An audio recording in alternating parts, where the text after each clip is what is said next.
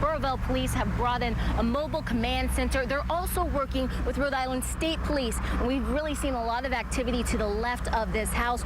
We could see more before they put up that blue tarp. There's still lots of snow on the ground, and that is because those streets, well, those are the second priority for the different crews that have been out on the roads all day yesterday and for part of this morning. It's even more easy to get distracted if you have a cell phone nearby. That's why safety experts say if you're going to use it, just stop before picking up the phone. Better yet, while you're driving, they say don't keep it close at hand. Instead, throw it in the back seat. He was arrested in Dorchester, then questioned by police in Woonsocket. Police say a married couple's fight got way out of hand Tuesday night. Officers report the wife drove her car through her husband's front door. Shanna Jenkins was all smiles after court, a much different reaction than a month ago today when her fiance Aaron Hernandez was convicted of murder. Well, Patrice, we just found out a couple of hours ago that this is the scene of a fatal shooting,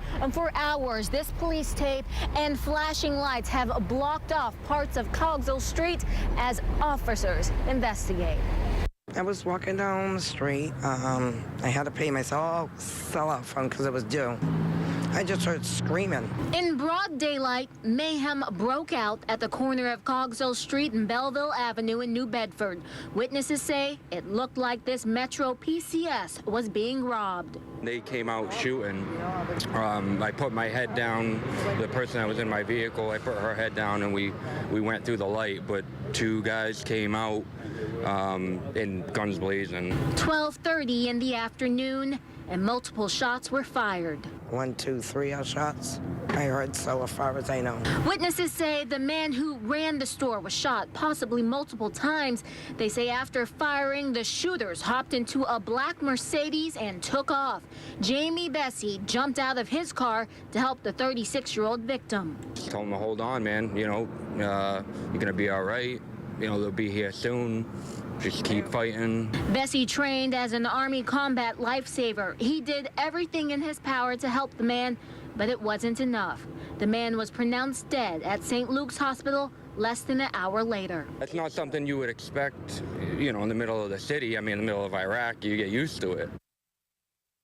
As for those 3 suspects, we just don't know whether they're in police custody or still on the loose tonight. Reporting from New Bedford, Sierra Putman, NBC 10 News. Only on 10 tonight, we are learning more about a cookie that sent several Providence students to the hospital. Turns out it was laced with pot, and several were passed out by a student at the Juanita Sanchez Educational Complex. Well, now several girls have been suspended, but one local guardian says not all of those kids knew what they were eating. NBC 10 Sierra Putman spoke with her exclusively. Tuesday morning around 9:30 in the morning, I got a call from the school nurse that Azaria ate a cookie and wasn't feeling well.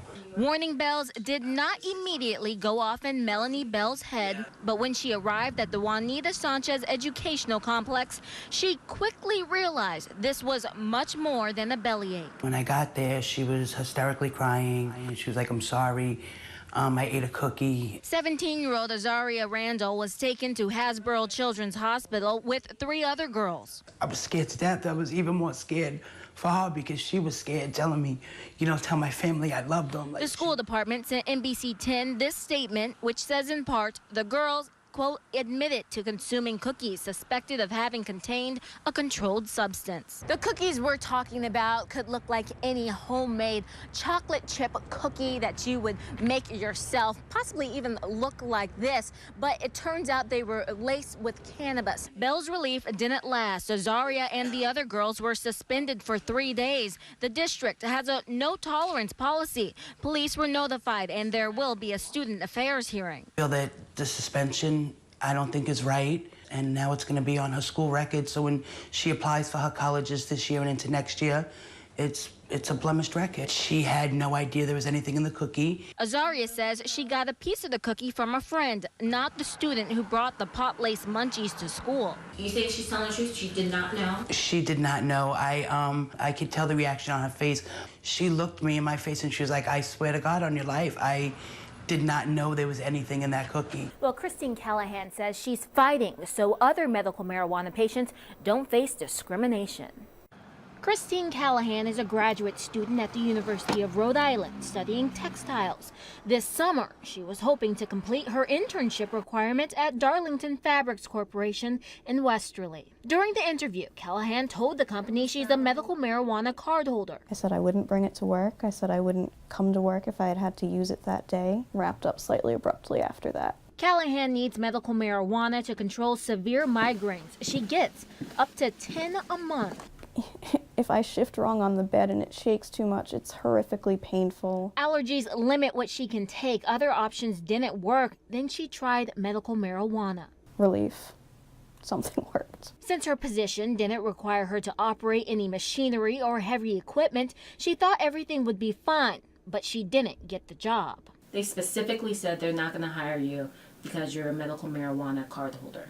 That they thought it would be okay because they weren't discriminating against me just because I'm a card holder, but because I actually used the medical marijuana. They thought that I wouldn't fight back. Callahan's attorneys filed this discrimination claim just last week, and they believe they have a case because back in 2006, when lawmakers passed the Medical Marijuana Act, well, they put in wording protecting cardholders from job discrimination. What I really want to see happen is I want to see Darlington adopt a policy that is within Rhode Island law and accommodates medical marijuana users and their needs. Darlington Fabrics was served the lawsuit today, and the company released a statement saying it complied with state and federal law and thinks the lawsuit will be dismissed. Reporting live in the studio, Sierra Putman, NBC 10 News.